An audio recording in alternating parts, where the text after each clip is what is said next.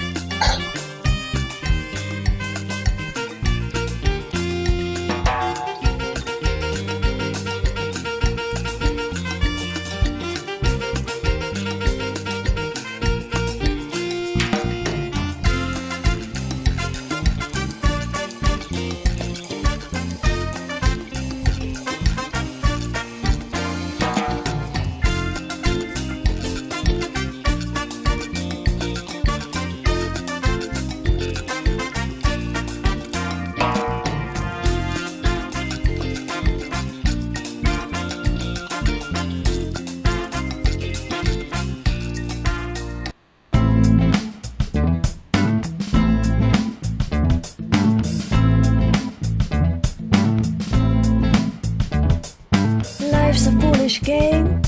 Do you ever feel the same? Well, maybe we could change, turn the ship another way. Feel it in the darkness, we're sailing right into those jagged.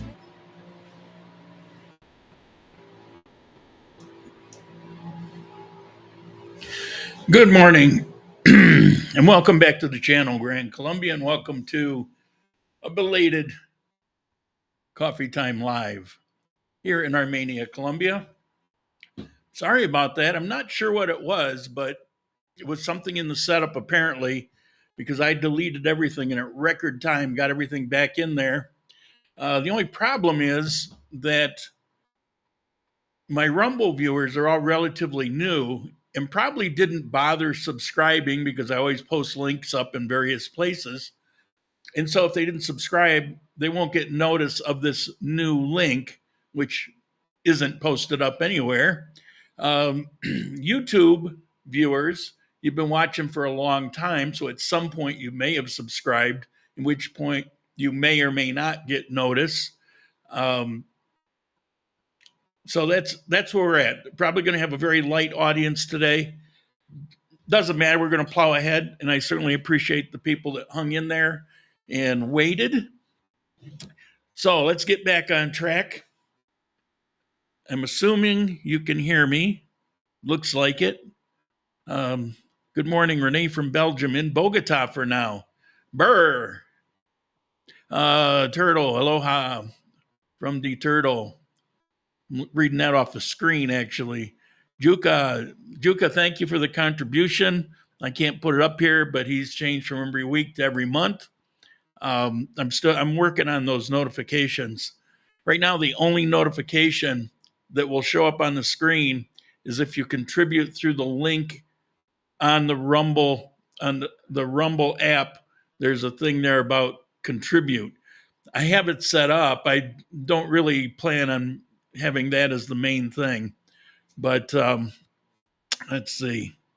Andromeda Surfer, Peter, coming through loud and clear. That's awesome. All right. And, well, they're picking up. I'm getting more viewers. Some Rumble people are piling in now. They're coming in chunk numbers instead of one at a time. Hear you loud and clear. Buenos dias. How you doing? Okay, so where were we? Let's get to the weather. About 73 degrees, a little overcast. I probably should stop doing this every week because it's pretty much cut and paste. We'll have a high of about 76 degrees, low of 65. And the Colombian peso is, what is it? It is, I know it's here somewhere. There we go.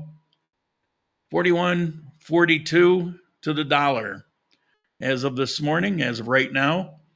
That's about 100 pesos up from the lowest point, which works out to almost $40 difference on my Social Security, which I get tomorrow.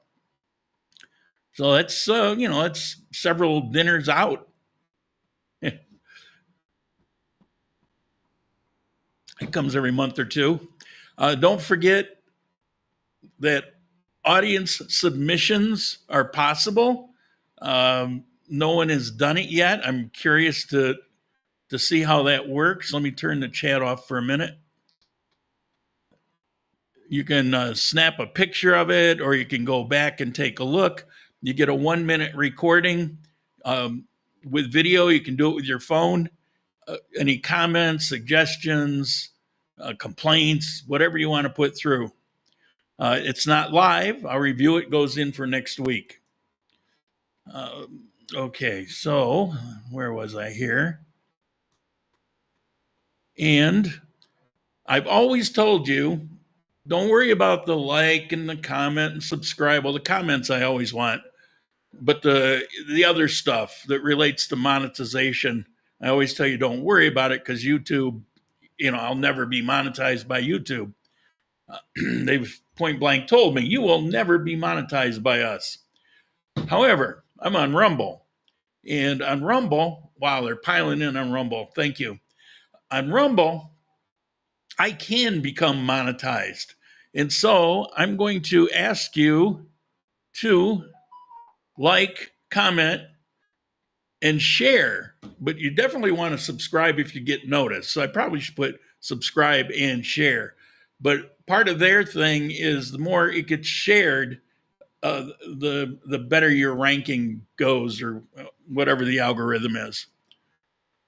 So then what else we got? Got a school update, the school in Cauca. They've got some roof done, a lot of painting. They sent me a video clip of where they're at so far. They need the rest of the roof material. The big expense is a desk, and they still need the plumbing. They've got to create a toilet.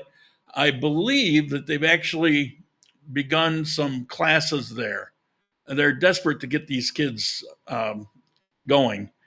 And I've got a short video showing some of the progress. School update. Here we go. Yo he visto el dolor acercarse a mí, causarme heridas, golpearme así, y hasta llegué a preguntarme, ¿dónde estabas tú?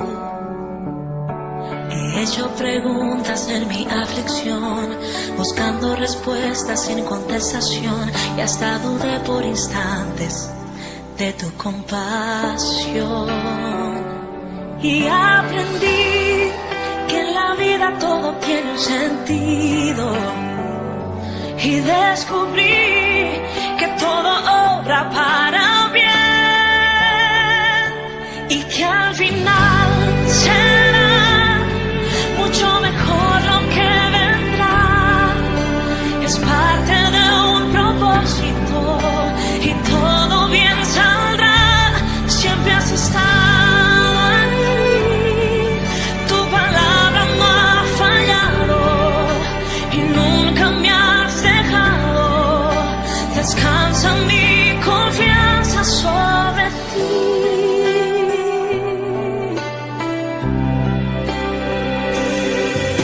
Yo he estado entre la espada y la pared, rodeada de insomnio sin saber qué hacer, pidiendo a gritos tu intervención.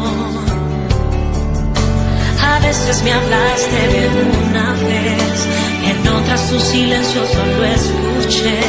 Qué interesante tu forma de responder.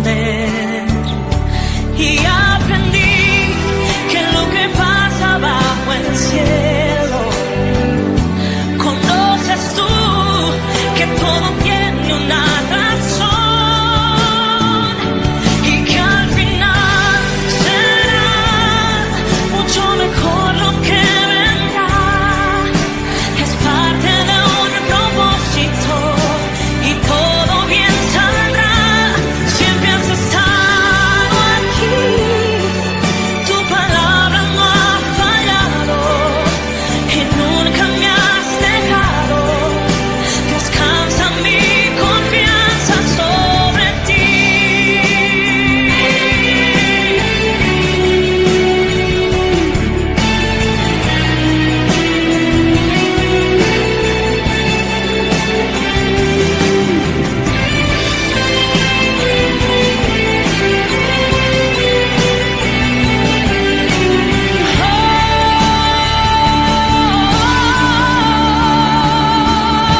Y que al final será mucho mejor lo que vendrá. Es parte de un propósito y todo bien saldrá. Siempre has estado aquí. Yo he visto. It's quite the production. Sharik did that. She gave me an update. She was supposed to be back, but they're having some kind of traveling family reunion, and so she's going to be traveling to Pereira. At which point, depending on what's going on with me, I'll be able to hook up with her. Thank you, Owen. And then they're going to Medellin, so I may be taking a trip to Medellin. I'm not sure yet. I'm late again. Hello, Chad. Well, we're late too. So I also know that her coffee profits, because she got to start before me, her coffee profits, she's been putting into that school, or at least some of them. It still needs a roof. They got some roofing material you saw in that video, and they got some of the worst areas, but it still needs it. I already mentioned this, needs the bathroom, still needs some kitchen work. So if you're so inclined to help out, you can see there's no shortage of labor, of manpower, of desire. There's just shortage of money. This is a very this is an extremely poor area of the country. This is almost as poor as it gets. But, you know, they got family, and so that helps a lot. Okay, enough of the school.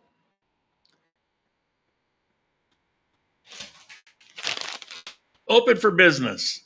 I opened up officially on March 1st. I woke up at 4 o'clock in the morning and found a number of orders already sitting there waiting for me. They'll all be my first time. I have to, there's kind of a built-in delay, but I'll be shipping everything out March 10th. After that, I'll be able to ship out several times a week, so there won't be such delays. Greetings from Tampa Bay, 18 more days before going back to the farm in Cordova. Can't wait. How you doing? Okay, and you all saw a little video clip of his farm. Yeah, so the coffee business, I got my bags, everything's going.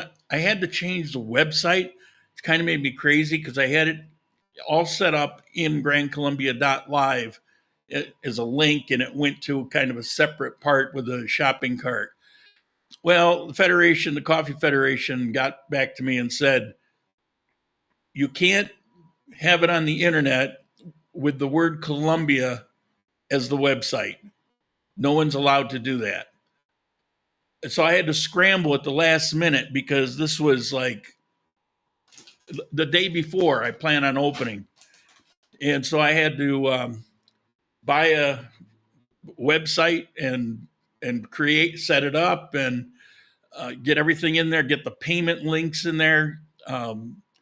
There's one that says it's a green bar and it says link. That's actually MasterCard Visa. That's by the company Stripe, which is really part of the banking system in the U.S. You can only buy this coffee if you're in the United States. I'm sorry, but that's just, I've explained, that's just the way it has to be, at least for now. Banner, where is it? That's the website, coffeetimeexotics.com. What else? Yeah, so you can use PayPal. You can use any credit card with link. But if you skip those, and that's kind of a quick payment thing, you could skip those and go to the shopping cart, and then another service comes up using MasterCard Visa, like that. So you can use that also. That's not Stripe. That's the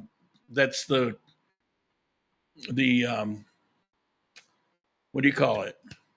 The commercial thing for the internet that you have to buy in order to be able to be a merchant. So that's theirs. You have to subscribe to that. So that payment's there. And then the best one to use is a green bar that says link. That's any credit card. All right, enough of that. I made a little video. I figured give you a little chuckle. Then we'll get on to more Colombian stuff. But this is a big moment for me. As you know, I've been working on this for about 3 years, but I've been working on it directly since November of 23. And it's been long and frustrating and difficult and tedious. Somebody said, put together a video showing what it takes to say, oh my God, I don't know if I want to relive it. But I put together a little video. I thought you might get a chuckle because this was the last thing I had to do. I had to put these little labels. They're like the use by date. I had to put them on individually, one by one. Check this out.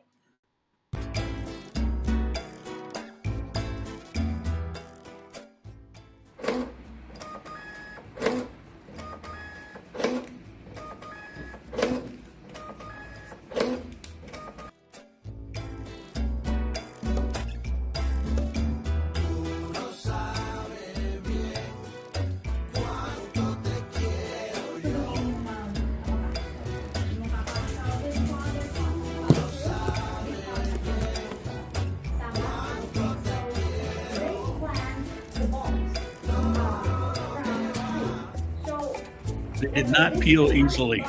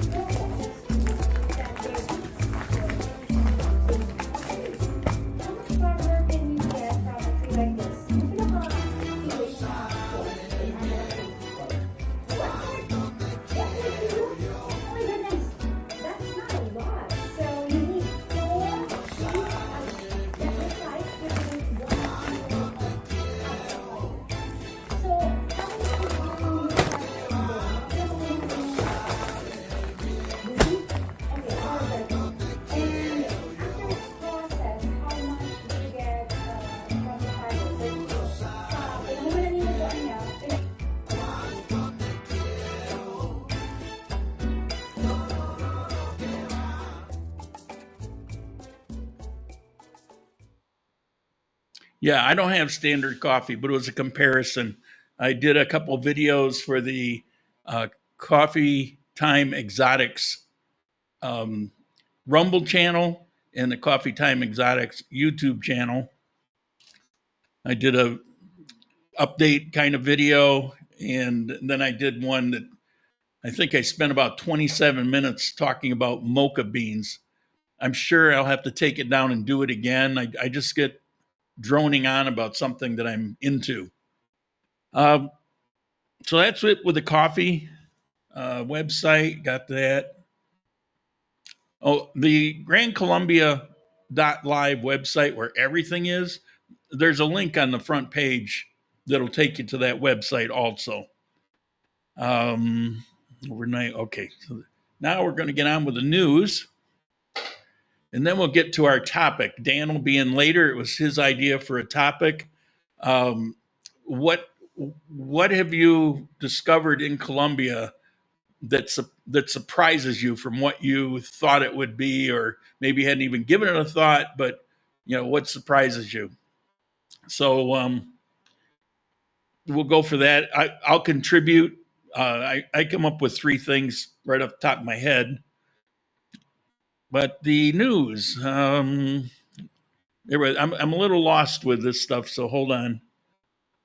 All right, here we go. Back on the coffee topic, harvest is coming. More than 7,000, it's actually more than 7,500 harvesters will be needed here in Quindio.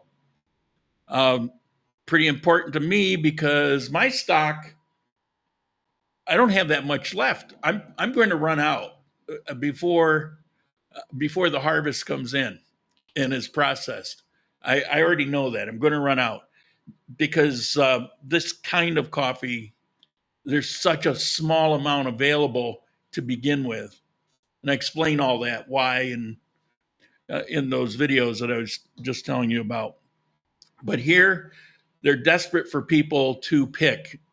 There's a lot of younger people that aren't even aware of the possibility, and the pay is pretty decent. Plus, they give you a great lunch, too. Not that you care, but it's a big thing here right now. And my next news topic is Quindio, almost the unforgettable destinations and among the most unforgettable destination and recognized for its hospitality. They're real proud of that. If you recall, there was a news topic that put Quindio, it's always first or second in Colombia for tourism.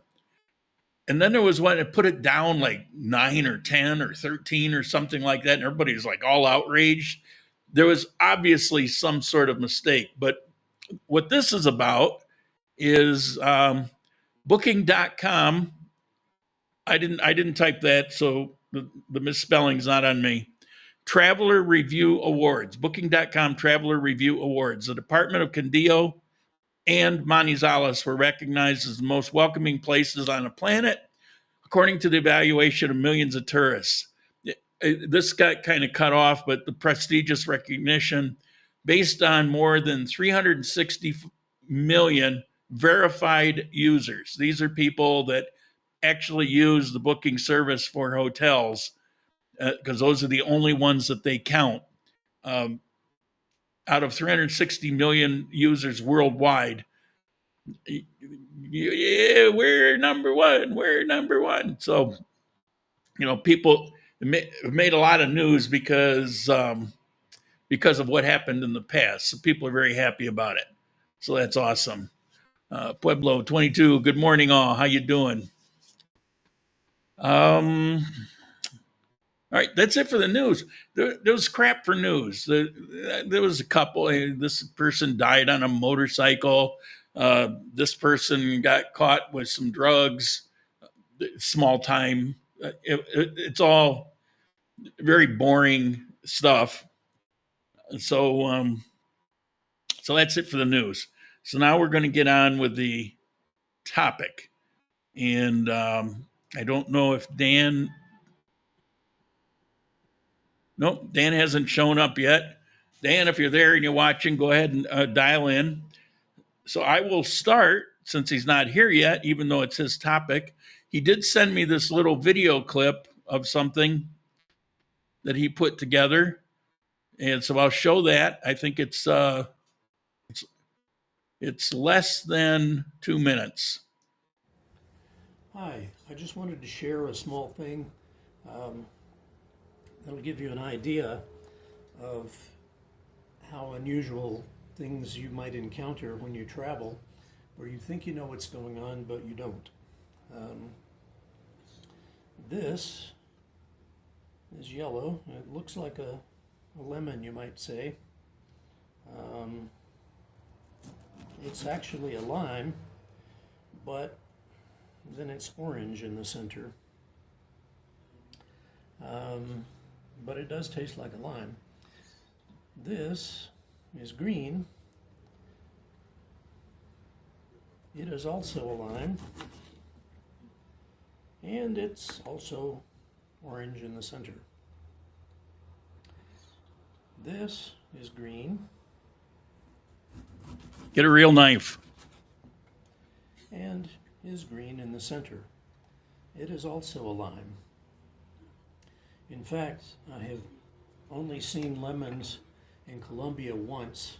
They were imported from the USA and they were very expensive. But we have lots of different kinds of lemons, limes rather.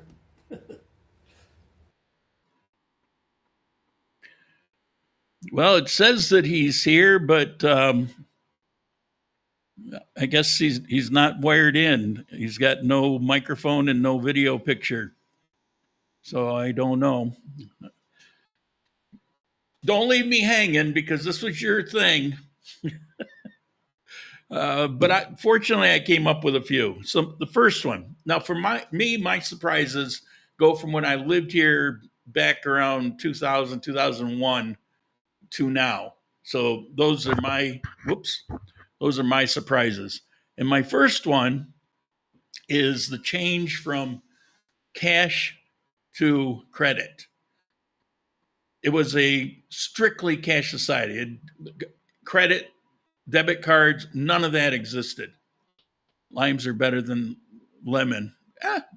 It's all a matter of taste. That knife would be good for butter. It's actually a look like a steak knife. So that was surprising. Now, when I came back here, I was living in Ecuador for a while, moved there 10 years ago. And after the first year, I started making trips here. And I made a whole bunch of dozen plus trips by bus from Cuenca, Ecuador to Armenia. And I've explained all that and why I didn't just move here directly. I've talked about that in the past. So when I came first time, maybe 8 years ago,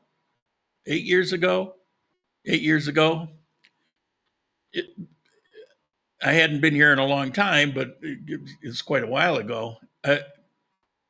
it was still a cash society. Everywhere you went, it was cash. It changed prior to COVID. I would say 5 or 6 years ago. Well, 6 or 7 years ago, you'd start to see in big chains signs that was, MasterCard, Visa. You started noticing it a lot, but in local stuff, it just wasn't happening. And then just prior to COVID, and then COVID accelerated it, you start to see it spreading all over the place. And now there's hardly a place that doesn't accept debit and credit cards.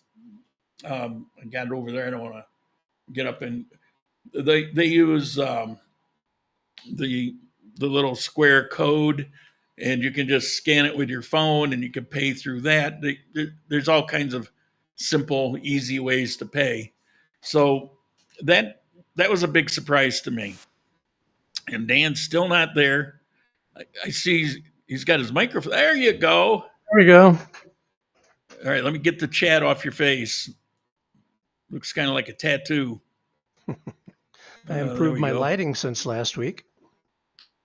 Yes, definitely improved. Looking good.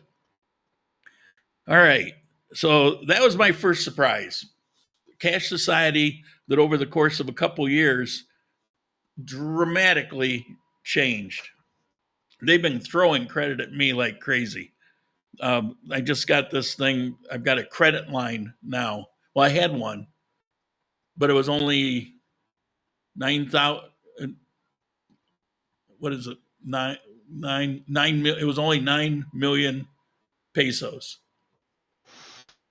Now it's 140 million. They like that I went in debt to buy a car, and so they're offering me a lot more, I guess. It's crazy. So I showed your limes. What else you got on your bag of tricks there? Well, something that I thought we could talk about that I did not want to do on video is the way that meat is handled for sale in Colombia. Depends where you go. Yeah, well, yeah, but you can buy it wrapped in plastic on a styrofoam backing, and I can still tell you how it was handled before it ended up there. So one of the things that I found interesting, if you gave me a shopping list right now for a kilo of fish heads, a pound of chicken feet, and a cow's hoof, I could be back in 10 minutes with that. Oh, yeah. So there are things you'll find in the store that you never anticipated. But on top of that, basically the way a butcher counter works in Colombia is a person uses one hand for the knife, and the other hand they put on a chainmail-like glove so they don't cut themselves. And then they handle raw chicken, raw fish, raw pork, raw beef, all of it all day long with those two hands. Now, I have to, you're not wrong, but it's where you shop. For example, if you go to Lorales Supermercado and you go back to their meat department's separate. Down here are the chicken people, here are the pork people, here are the beef people. They all wear gloves. They all wear hats and booties, and they look like they're in an operating room. They don't crisscross. You're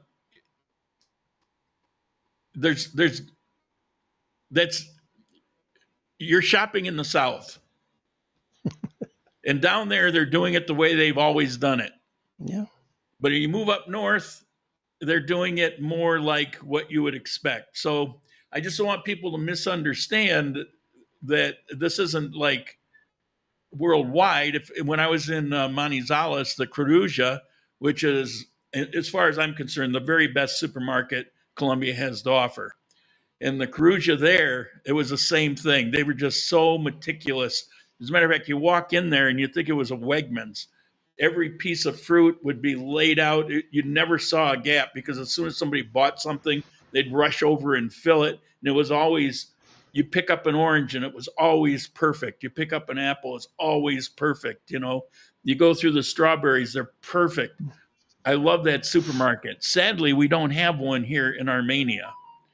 Turtle will vouch. If you're watching, Turtle, I know you'll vouch because he lived there too, and he turned me on to it, and I greatly miss them. But a lot of operations know how they need to do it, and the old timey ones, the ones that are kind of stuck in the past, in some ways that's good, but in other ways, when I was here, sorry to monopolize, when I was here around 2000, 2001, I was taken to a supermarket. I don't remember which one it was, and it was in Dos Quebradas, because that's where I was staying at the time. I was taken to a supermarket because I said that I was going to make spaghetti and meatballs for them. The family had never had it. Well, there was no ground beef at that time. Now it's no problem, but there was no ground beef. So what you have to do is grind it by hand. So you go there and you pick out the cuts. All the cuts were piled on top of each other. It didn't matter what part of the cow. They didn't cut out the cuts. They just just sliced it up and threw it in a pile. And it stunk so freaking bad. I mean, you just wanted to vomit walking into that store. Flies landing on it. It wasn't refrigerated. It was so gross and disgusting. So I had them dig down in the pile and pulled some out and then took it back to the house and did a hand grinder, and everybody loved the spaghetti and meatballs, except they said it was too spicy because I put a little black pepper in it. I couldn't even tell. I thought I didn't use enough, but anyway, that's how it was then. It's not quite that bad anymore, but it's still in places like where you shop. But you're from you live too long in Ibagué, so you're thinking that's how it is. You got to go back to when you were in Medellin. You probably didn't see that unless you were living in, you like to live in the off the wall places. So, oh no, I lived in El Poblado for a while in Medellin, but here's the surprising part. Nobody ever gets sick from foodborne illnesses. I mean, I think most of North America and Europe, food safety is kind of pounded into us, and we think that if we don't adhere to all of these rigid standards, that everyone will die from foodborne illness. It's just not true. They're probably optimizing for the most vulnerable 1% of the population. I mean, there was you bring up a good point. They're like immune to it. It's like going to Mexico. Don't drink the water. Well, they drink the water and they're fine. There was a news item that I was kind of torn on putting up because I had to chuckle. In Pijao, a little town here in Quindio, very little pueblo. It's a hell of a road to even get to it.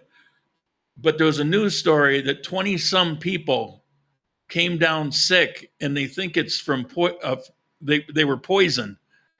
I think it was a school. They all ate the same food, and I'm thinking, no, it's they poisoned themselves by the way they handle food. And I'm quite sure that's probably it, because I don't think there's some person, it doesn't happen in Colombia. Well, let me go poison a bunch of people. No, you mishandle you mix the chicken and the pork in together with bare hands, and you blow your nose and you pick your butt, and it's like, next thing you know, you got 20 people sick. Well, Tommy and Owen both have good observations. Tommy mentions that's the reason most people want their meat well done. And of course, they will cook meat here until it's like shoe leather. And that is Owen a points out, tradition here, and that's exactly why. Mhm. But you're seeing that change. You're seeing people that have been to the U.S. or Colombians that live in the north where they're more exposed to it, and you're seeing them ordering medium rare. But it was always inedible because they would just cook it to shoe leather. Yeah, and Owen points out that Americans may, on the whole, have more vulnerable immune systems because, the way we're raised, we get vaccinations, we avoid germs, we try to keep everything clean. I heard a doctor say the best way you can build a strong immune system is go out and eat some dirt because you develop an immunity to the things you're exposed to. If you're never exposed to germs, you won't have any immunity. So what else you And got? well, Tommy mentioned something earlier when he saw the guy cutting weeds with a machete. Um, he said, buy that guy a lawnmower. Tommy, I have never seen a lawnmower in Colombia. You will um, see a weed whacker. yeah, Uh, but labor is much less expensive here yeah. than machinery and maintenance, and so they'll always go with the least expensive option, even if it's not the least expensive in the long run. A part of that is Colombians work. I mean, they are working fools. You Mhm. don't run into anybody who's shy of work. And they put in, 10, 12-hour days, 6 days a week. And I, you'd think that they'd be complaining more about it, but they're just happy to be working. I had another one from when I was here before to now, the number of cars. It kind of goes hand in hand with the difference in economy. I mean, Colombia is really for the South America, quite powerful. I mean, it's the third biggest economy. You have Brazil. Now you've got Argentina back up to number two, bumped Colombia down, and Colombia is number three. For a lot of years, Venezuela was number one, but those days are long past. But the sheer number of cars, there was hardly any cars here before, and the ones that were like 1957 Ford. They were old cars. My thought was all those things you'd see about Cuba because it would have all these old cars Mhm. and a lot of old French cars because of the ties Colombia had with France. And the pollution was unbelievable. I mean, you'll still see buildings with pollution stains from decades ago. Now, even Armenia, the traffic's getting crazy. Even 5 years ago, it wasn't bad, but now it's getting really bad because more people have money, more people can get credit, more people can buy a car and get a license and drive on the road. There's tens of thousands of cars in Armenia plugging up the highways, and we're just a little bitty city that didn't exist. You had to be rich before. So that's something that surprised me when I came back to see all the cars, and in particular all the new cars. All the old cars are pretty much gone. Turtle brings up eggs, and that's kind of an interesting subject. I used to keep chickens when I had a ranch in Texas, and I I really enjoyed chickens. There are two ways to process eggs. The predominant method in the U.S. is to wash them, actually with a mild disinfectant, even, and then they become subject to invasion by bacteria because the protective layer has been washed off. So then they have to be put in cold storage. The predominant method in Colombia, and probably the reason why brown eggs predominate, In most of the world.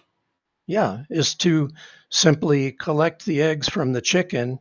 And if there's a little poop or a feather on there, that's the way it goes to market.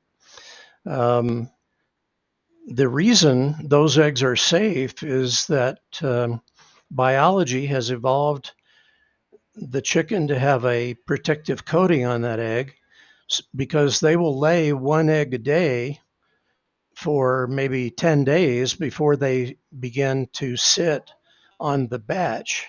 And then the entire batch hatches all at once because the egg is simply dormant during the period of time that it's not being heated by having the hen on top of it all the time. So an egg is perfectly safe direct from the chicken. I mean, you can leave it out on a counter for days and it won't spoil. Out of habit, I throw them in the refrigerator, even though they don't need it. But I'll say it here because there's some people that aren't aware of this. They're not aware of everything that you said. They'll buy eggs here. They'll get home and they'll see that there's poop on it or something, and they'll put it in the sink and they'll wash them all off. Mhm. Well, at that point, you have to refrigerate it. If you Right. leave it out on the counter, when I was in Ecuador, there was a woman on Facebook that was talking about that. She loves that like they were somehow different eggs. I love how I could take these eggs and I could just leave them out. On the other hand, they're always dirty, so I have to wash them first. No, no, no, no, no. Yeah, those are two completely different methods of handling eggs. And I don't know in most countries in Europe how it's done, but in the US, white eggs or brown, they're all washed and refrigerated. Dramata says an amazing thing you can find in Finlandia and other places too. There's one in Kimbaya, is an egg shop. They only sell eggs sorted and priced by size.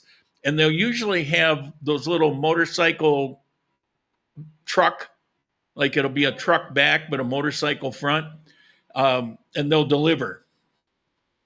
Ben Lake, crowded shopping centers keep left if unknown or followed. People will meet others and chat in the middle, forcing others try to get by.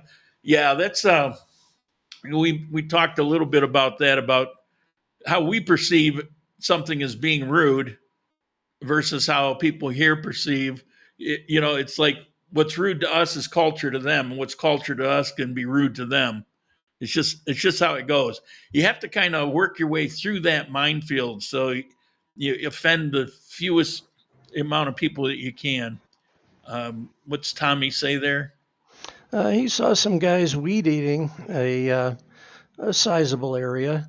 I've seen the same thing at our apartment building once in Ibagué. Suddenly there were 5 guys descended on a patch of ground, and they were done in about 3 minutes because they all had weed eaters and they were all just taking it down to the dirt and then they were gone. Yeah, he's right about the mower, but it's just not a thing here. Yeah, see, the mower costs money and the additional labor to get those guys to do it with a weed eater costs $1.25, Another So- thing about the mower too is lawns are not really a thing here. I mean, occasionally you see one, but a lawnmower is really for a lawn. Here you got rocks, you got all kinds of things. If you took a lawnmower to the places like where they're using the weed eaters, you're going to tear it up. You're going to be replacing blades constantly, breaking the engine when the blade, hits a boulder. It's not very practical because culturally, it's not the way they live. If you have a yard, you either machete it, or if you have enough money, you weed eat it, and that's it. Okay, my last one that I have is the societal change here. It's hard for me to adjust. When I lived here, the ancient past, everywhere I went, people in Colombia were similar.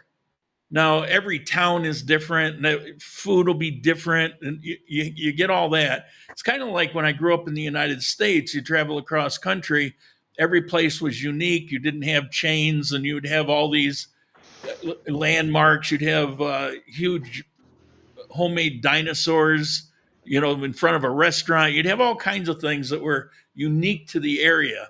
And you'd drive and, oh, we're coming up on such and such town. Look for the whatever they used to stand out.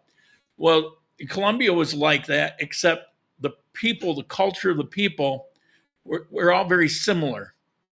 And 98% of the population were practicing Catholics, almost everyone, including the government. The government was a Catholic government.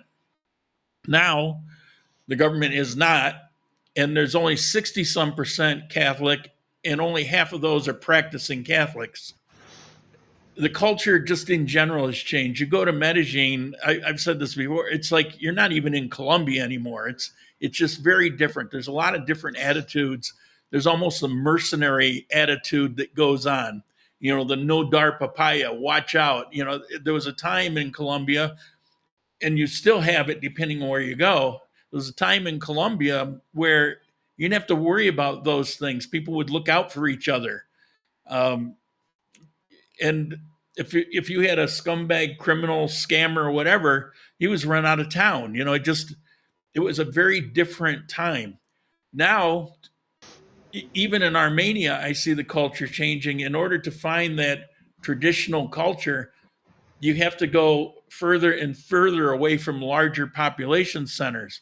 One thing I've always appreciated about Sharik is she's from Kauka, and they have no money, they have no connections, they're still living 40 years ago, and their culture retains that I don't know, that Colombian friendliness and honesty and all the things that used to exist. Now, I mean, depending on there's still people that are like that, but if you meet 10 people, 5 of them, you better hang on to your wallet. You have to be careful. Well, as you may recall, about the only opinion you and I differed on years ago was that I love Medellin, and you have always more or less despised it. No. I like it. I don't like any big city anywhere in the world. I don't like big cities because they come with a set of problems I just don't enjoy. But I've said many times that Medellin is one of the coolest cities in the world. Now, I think my favorite city in the world, outside of a couple in Japan, is Manizales. I don't live there, but Manizales is really unique, and I love Manizales, but that's not a big city. Medellin, awesome place. What I always say is it's not a place I want to live, but if I'm going to visit, I'm going to look forward to it, just like I may be going. I'm kind of excited about that because I like the place, but it comes with it a set of problems. What I don't like about Medellin is the fact that every day there's 10,000 new tourists coming in from, the outside world, a lot of them from the US or from Europe or from Canada. And probably 70% of them are all here for the wrong reasons. And it's corrupted that city because it's just firsthand. There's so many of them that landlords operate differently than they used to. Restaurants operate, bars. I mean, it's all different than what it once was. And that's why I feel like the city has been spoiled, but largely just since a 2-week health emergency. Prior to that, I enjoyed Medellin as much as any large city, and I also like Amsterdam. That's London, a cool place. London could be interesting. I haven't been there in decades now, so I think it's changed also. It was awesome back in the 70s. Yeah, that's when I was there. It was amazing back then. Now it looks like it's ruined, but I don't know. Yeah. So, yeah, Chad mentions Medellin has a lot to offer, but yeah, it's once travel restrictions opened up, as far as I'm concerned, they kind of ruined the city. That was hand in hand with the digital nomad visa, which brought a lot Yeah. of young men working on computers and looking to party all night. So that's You have a been good point. There was always a issue, but it became a huge issue with that particular visa. You're right. yeah. And the problem is everybody's related to everybody. So things that happen in Medellin, it filters. And so you'll see, not on a grand scale, but you'll see some of the activities, some of the no dar papaya type stuff, even here in Armenia. And I hate that. I hate it because of the Colombia that I always loved, and to see it fade away. But then you can say the same thing in the US. When I grew up, it was such a different place. So everything was unique. Now it doesn't matter what town or city you go into, they all look identical. They all have the same stores. And there's no, where are we? I have no idea where, but I'm sure there's a McDonald's and a Walmart here. Mm-hmm. There'll be a strip mall on your left in 5 minutes. and we're kind of headed that way. Now, I've always said that Colombia's 20 years behind the US in a lot of things. They're probably 10 years behind now. They seem to be moving a little bit faster. Yeah, when I first came to Colombia, it was more like the US in the 50s, but with good Wi-Fi. Yeah. Yep. Did you have any other on your list, or is that it? Because I think those cover some of the major issues. Let's see, have we neglected anybody? I wanted to make up the lost time, and we're about there. So that's sorry everybody. I don't know what the issue was, but it was very frustrating. I would click on something to happen, and it would take like 5 minutes. Let's see. Did I show everything? Oh, here's something I didn't show. Hold on.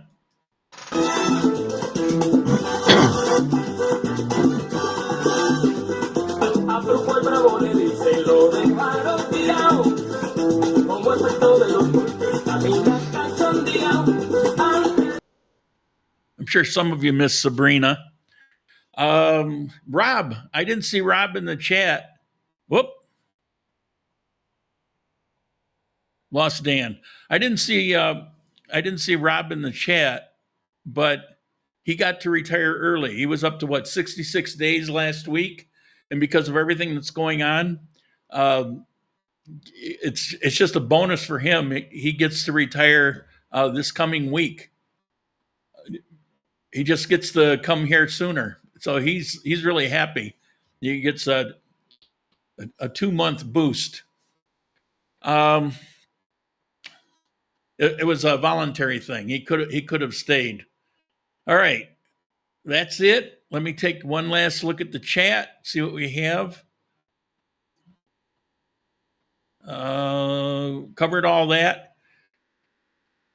So I will mention again, coffee is open, coffeetimeexotics.com. That's available for sale. I have mocha and bourbon rosado. Also, you can, where is it? You can submit comments. You can talk on a video on your phone for up to a minute, and then click the button and it'll store it for me to review, and then I can use it next week. I really want to try that. I know Turtle tried it, but it was not live. But if anybody's interested, it'll be there. Let's see. Donate to the school if you can. And that's it. We're going to end it here. Thank you all. Thanks for hanging in there, and I'll see you next week.